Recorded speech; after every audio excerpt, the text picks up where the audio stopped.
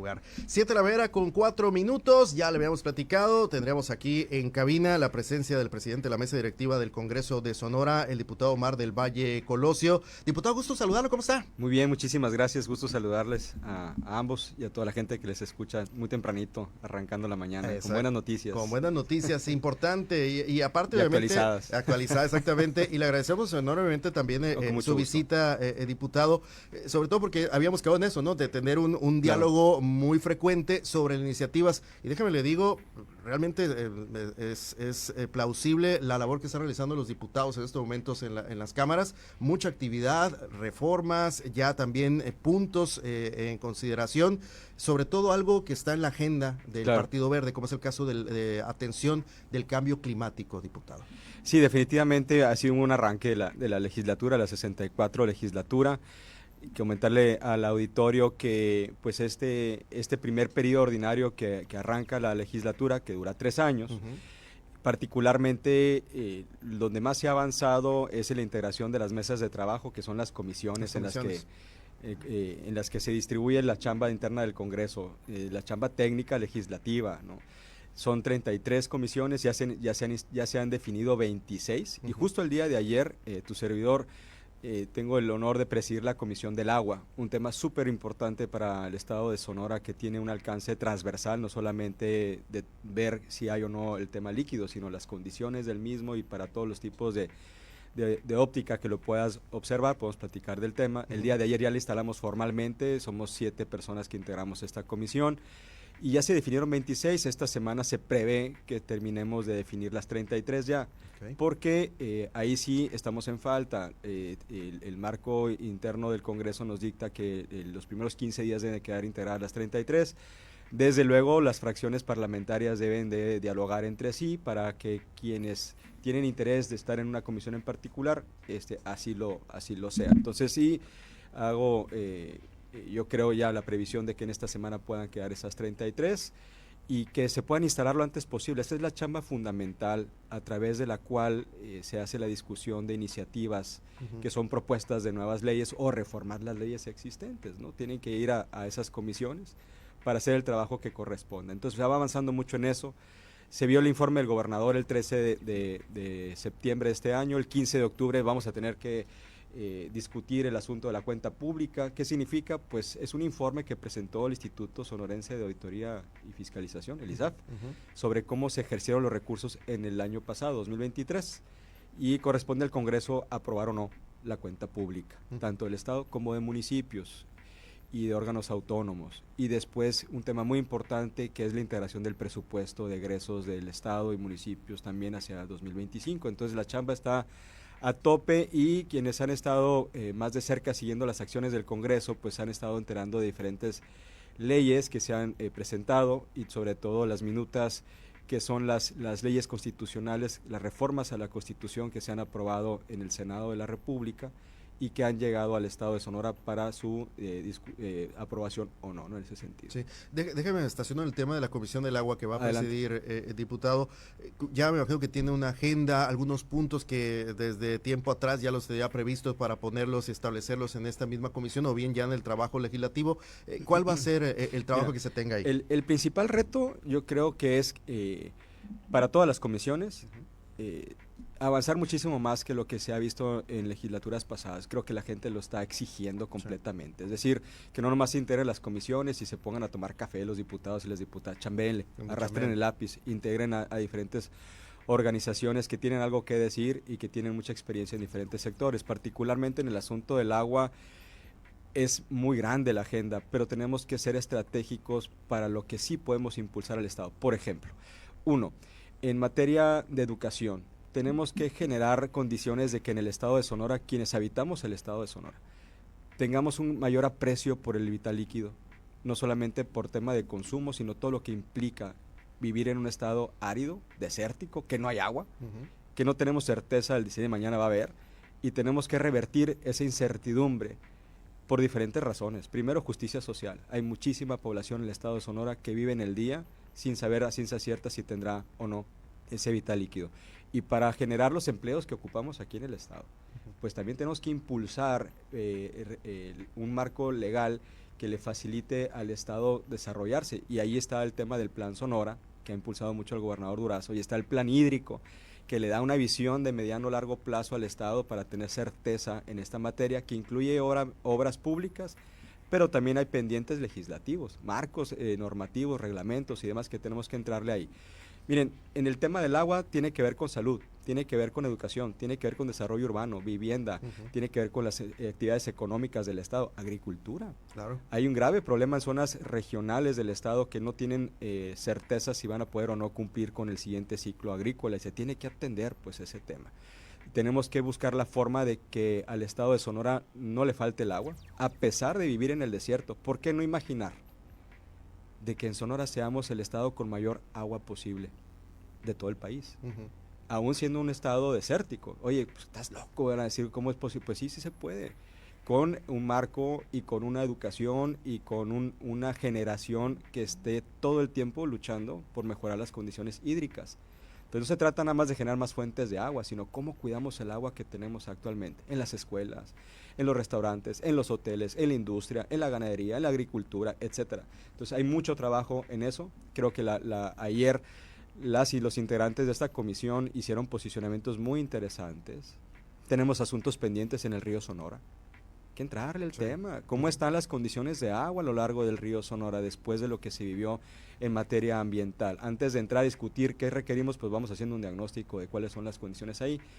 Y un tema muy importante es que aquí en Sonora hay mucho material técnico, hay muchas personas y organizaciones que han estudiado el tema del agua. Entonces tenemos que sumar esas voces, hacer esa agenda de trabajo para los próximos 3 años y no obviar que se heredaron algunas iniciativas relacionadas a agua y vivienda, al tema de agua y asuntos municipales. Los organismos de agua de los municipios, la mayoría, podría decirte por conocimiento en su momento cuando fui secretario de Hacienda en el Estado, están quebrados. No tienen ni un peso para invertirle en infraestructura, mucho menos tecnología. Y les aqueja mucho la falta de un cobro adecuado, la comercialización del agua. El agua es un derecho, pero no es gratis. Claro, ese es el tema, o sea, cae del cielo, sí, pero hay que tratarla, hay que llevarla, hay que entubarla, etcétera. Y la gente está dispuesta a pagar si recibe un servicio digno. Entonces hay temas que hay que apoyar. Esa es una agenda muy completa que abarca todo el estado de Sonora. No hay nadie que esté al margen del tema del agua. Y es el tema, ¿no? O sea, es decir, el tema, uno de los principales que se tiene y retos en el estado de Sonora, en Hermosillo, sin lugar a dudas, diputado, ¿no? O sea, queremos que haya Sonora para rato, tenemos que garantizar el tema del agua. Y eso tiene, como dije, 2 puntos importantes. 1, hacer justicia social. Que los grupos más vulnerables de la población en Sonora, en materia de ingresos particularmente, que son los más afectados por la falta de agua, y si lo agregas al tema climático, que es un tema importante, pues los impactos del calentamiento global, que podemos entrar en discusiones, que hay quienes creen o no que es natural, que está inducido por el ser humano, la industria y demás. El hecho es que cada vez son más duras las sequías o las lluvias pueden ser mucho más agresivas y también se requiere atención para que los daños de estos fuertes torrentes no destruyan y causen bajas humanas que son importantísimas. Entonces todo eso está relacionado al tema del agua también, ¿no? Sí, y ayer presentó una iniciativa, ¿no? Al respecto del cambio climático. Bueno, ayer fue la primera iniciativa, espero, de algunas que estaré presentando en el Congreso del Estado, que tienen un profundo interés de, esta semana se celebra el 27 de septiembre el Día Internacional de la Conciencia Ambiental. Y la gente dirá, bueno, ¿y a mí qué me sirve? Pues el tema del medio ambiente, en todo. Lo estamos viviendo en el tema de agricultura, los ciclos, cómo están cambiando de riego, lo estamos viendo en el tema de calidad del aire, lo estamos viendo en el tema de los suelos, los ríos, arroyos, el océano también, que nos provee de mucha vida y mucha alimentación. Tenemos que cuidarlos y tenemos que integrarlos en nuestra forma de ser y de vivir. Entonces, lo que propuse el día de ayer es que el presupuesto de egresos del Estado incluya un anexo transversal que ilustre de manera enunciativa, muy sencillo, el presupuesto dedicado a cambio climático, a atender los impactos de mitigación y adaptación de cambio climático. ¿Cuál es la diferencia? Derivado del cambio climático y las afectaciones que tenemos en el medio ambiente, pues cómo nos adaptamos a ello. Por ejemplo, nogales. Cada vez las lluvias son mucho más fuertes. ¿Qué se está haciendo para que esas lluvias que derivan del cambio del calentamiento, que pueden ser lluvias mucho más fuertes y que traen estragos económicos y también de vidas, pues qué acciones se están haciendo para reducir esos riesgos. Eso es adaptarse. Pero también el tema de mitigación, es decir, qué acciones estamos haciendo para reducir la emisión de gases. Bueno, pues tenemos que mejorar el transporte para que sea una opción real, para que más personas opten por dejar el automóvil y usar el transporte público. Eso es mitigar los impactos. Entonces, ¿qué queremos ver? Queremos que el presupuesto tenga una transparencia presupuestal y que se propuso agregar un párrafo a un artículo de la Ley de Egresos del Estado, de Presupuesto y de Egresos del Estado, que no es otra cosa más que describir puntualmente cuáles son las acciones, programas, el presupuesto designado para acciones de mitigación y adaptación en materia climática. Es un primer punto, es un primer paso para efectos de quienes podemos tener acceso, todas las personas, pero quienes estamos más metidos en el tema y que quieres ver qué acciones son, pues cuánta lana se está dedicando en infraestructura, en programas, en políticas, incluso hasta en nómina dedicada a personas en el tema Procuraduría Ambiental, la Comisión Estatal de Ecología, la Dirección General de Bienestar Animal, asuntos de la Comisión Estatal del Agua, el tema incluso en materia de desarrollo urbano. Entonces todo está íntimamente vinculado a cómo vivimos y cómo queremos estar en las próximas generaciones, y es una obligación de nosotros, los diputados y las diputadas, dejar un marco jurídico más pragmático, más sencillo. Más sencillo, ¿no? Pero con una mayor claridad y pragmatismo, decirlo, en el sentido de cómo se implementan las cosas. De eso se trata, ¿no? De eso se trata la iniciativa, y obviamente tiene que ver con cambio climático. Hay una ley de cambio climático nacional y estatal que indica que debe haber un programa también en materia de cambio climático, y aquí lo que se busca es que el presupuesto año con año automáticamente ya integre un anexo que te resume qué acciones se están haciendo en esa materia. Qué importante eso, ¿no? De que ya desde un inicio se tenga en específico esto, pues, este apartado. Es que, ¿no?, es un asunto de conciencia, de concientizar, claro, ambientalmente los procesos, y que ninguna dependencia de gobierno se sienta ajena al tema de cambio climático. Es tomando las comparaciones, guardando las comparaciones, pero es como cuando hablamos de temas de inclusión y temas de paridad, que queremos que sea un presupuesto paritario, que tenga que realce las acciones para abrir los cauces de participación y justicia de las mujeres. También es el asunto de medio ambiente, no está ajeno, y esa es transversal, es lo que yo quiero resaltar. No es un asunto nada más de una dependencia, sino es en el sentir y el actuar de todo un gobierno, de toda una generación. Y cada vez más, y lo puedo constatar, el día 3 de septiembre, quienes coordinan los distintos grupos parlamentarios en el Congreso, que subieron a tribuna para exponer sus agendas legislativas, yo creo que fue mínimo quien a lo mejor no lo mencionó. Tanto los 5 partidos aliados como partidos de oposición, todos en la agenda, medio ambiente. Pues entonces que, bueno, no sea verbo, ¿no? Sí. Nada más, o sea, que no sea rollo, que haya acción. Que haya acción. Entonces es parte de eso. Oiga, diputado, y aprovechando, nos quedan un par de minutos todavía ya aquí para cerrar la entrevista.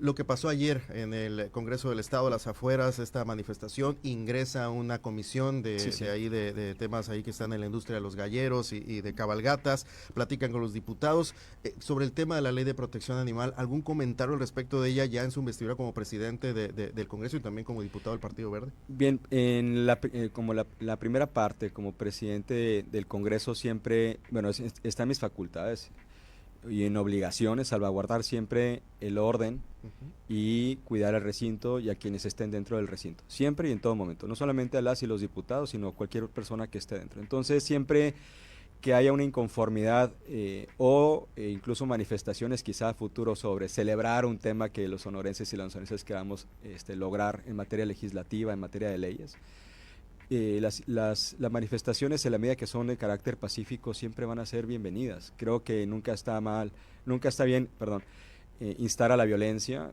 porque no es la solución de los temas.